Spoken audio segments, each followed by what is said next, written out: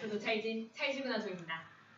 지난주에는 외국인의 시선으로 바라봤던 한국의 코리안 디아스포라 정책에 대해서 알아봤었는데요. 그렇다면 한국인의 시선에서 디아스포라 논의는 어떻게 이루어지고 있을까요? 국내 디아스포라 논의는 어디를 향하고 있는 걸까요? 이를 두 가지 소주제인 디아스포라 관련 국내 연구 부문과 국내 사업 부문으로 나누어 하나씩 살펴보도록 하겠습니다. 이번에는 새로운 조장 오선치 학우 아래 색과 논문 조사를 박신혜 학우, 오선치 학우께서, 인터넷 자료조사 및 PPT 제작을 이덕민 학우께서, 인터넷 자료조사 및 발표를 저 엄다솔이 하게 되었습니다. 먼저 소주제에 관하여 설명을 간단하게 드리도록 하겠습니다. 왜 우리는 이 주제를 다음의 연구 과제로 선정하게 되었는지 말입니다. 앞서 말씀드린 바와 같이 저희조는 지난주에는 조지 워싱턴 대학 해리스 마이로나스 교수님의 코리안 디아스포라에 관련한 한국의 정책의 논문을 요약 발표를 하였습니다. 지난 발표 내용이 외국인의 시점에서의 설명이었으니 한국인의 설명도 들어봐야 하지 않겠냐는 것이 저희 생각이었습니다. 이에 따라서 국내에서 진행되는 연구와 해외 동포재단 아래에서 진행되는 정부 사업을 살펴보도록 하겠습니다. 네, 그럼 우선 코리안 디아스포라 관련 연구로 들어가 볼까요? 국내 연구 동향은 크게 4가지로 나뉘고 있습니다. 먼저 재외한인의 이주과정 연구입니다. 이 연구 아래에서는 재외한인의 이민 배경, 이민자 특성, 문화 변형 수준, 거주국의 민족 정책 등을 연구하고 있습니다. 둘째는 재외한인의 사회 문화 적응 모델 연구입니다. 여기에 대해서는 다른 수사에 대해서 더 설명드리도록 하겠습니다. 셋째는 경제 분야 중심 재외한인 네트워크에 관련한 연구입니다. 마지막으로 지역별 재외한인 연구가 있습니다. 이 표는 첫 번째 동향인 재외한인의 이주 과정의 연구의 대표적인 예시입니다. 재외한인들이 각각 어떠한 이민 배경 요인, 특성, 문화 변형 수준을 가지고 있었는지, 그리고 각각 어떠한 이민 정책을 마주하였는지 연구하고 있습니다.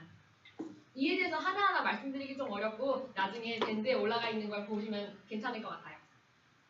네, 본 슬라이드는 아까 말씀드렸던 두 번째 연구 동향인 재외한인의 사회 적응 모델입니다. 이 모델은 재외한인들의 이주 과정을 각각 접촉 이전 단계, 접속 단계, 그리고 정착 단계로 나누어서 설명하고 있습니다.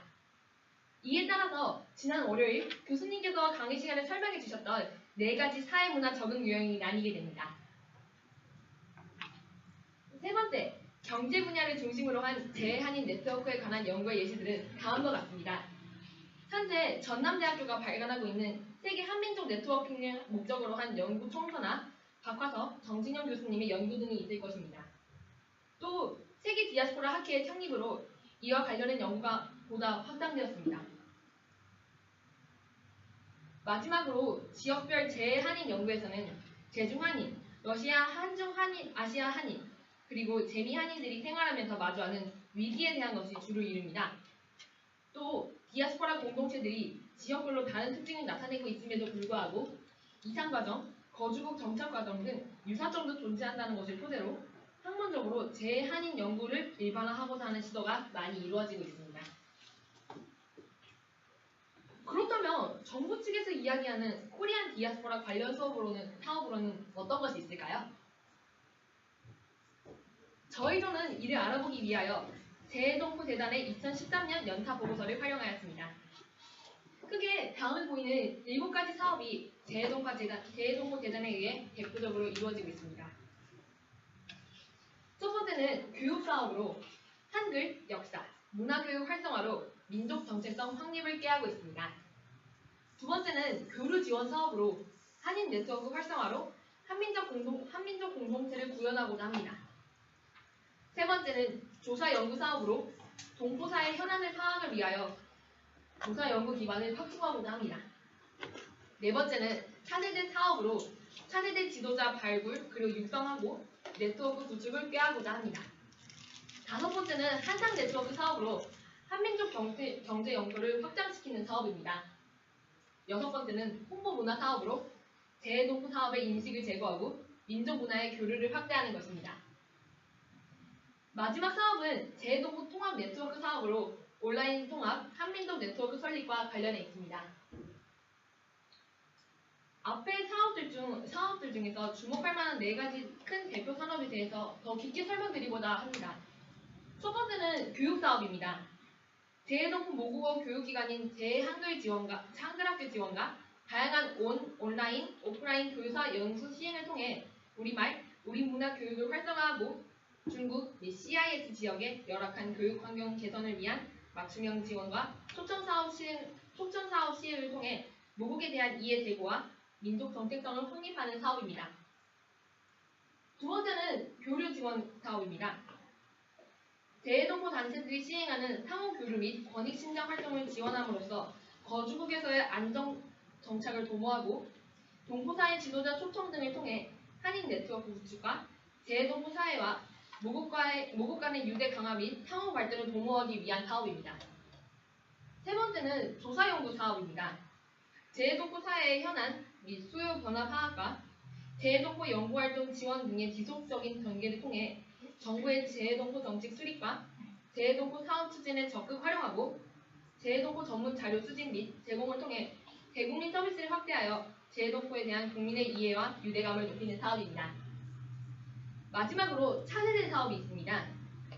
재해동포 차세대 대상 네트워크 구축과 우수 인재에 대한 장학금 지원, 한인 후손들의 취업 능력 제고를 위한 IT 교육 시행 등을 통해 재해동포 차세대의 주류사회 진출을 활성화하고 한인사회의 권익 신장과 발전에 기여하는 인재를 육성하는 사업입니다. 네, 다음으로 한국의 디아스포라 관련 정책에 대해서 알아보도록 하겠습니다. 재해동포 정책은 현재 다양한 비판 앞에 놓여 있습니다. 그들은 각각 정부의 적극적인 포용 의지 결여, 체계적인 컨트롤 타워의 부재, 문제 발생 시 임신 방편적이고 근시안적인 처방, 그리고 국가 전략이라는 장기적인 차원으로의 풀어낼 마인드의 부재입니다.